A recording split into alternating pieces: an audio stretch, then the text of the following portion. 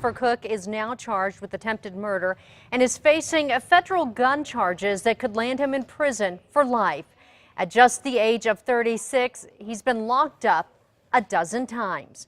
News 13's Chris McKee has been digging into his past. He's live on Wyoming near Lomas with what he's learned. Jessica, for the past 17 years, Cook has been in and out of prison, but over the past month, police say he has been on a stealing spree, taking from car dealerships like this one here, which ended up being his final steal.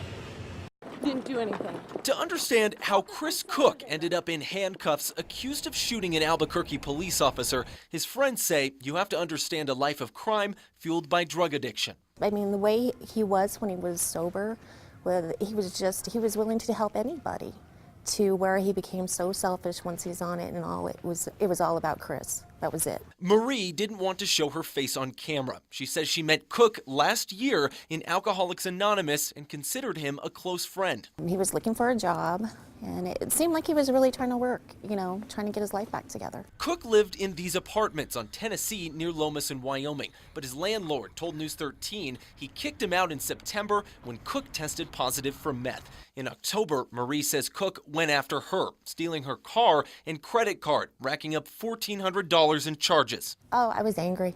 I mean, because he just didn't steal from me. He stole from me and my son.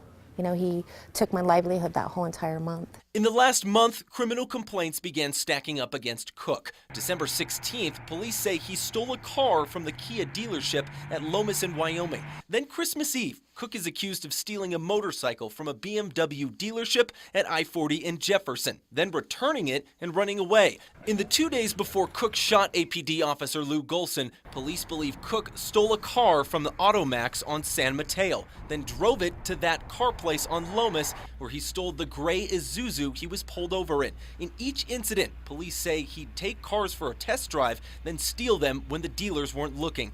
It's a turn of events that's left those who thought they knew Cook stunned and saddened. I just feel sorry for all the people that he victimized. I especially feel so sorry for that police officer. That was just horrible. Police say one bullet hit Golson's abdomen, then went A year before his arrest in 2007, he was sentenced to 6 years in prison after a chase where he pulled a butcher knife on deputies. When he was also in his 20s, he was sentenced to 4 years in prison for burglary and robbery charges. Back to you.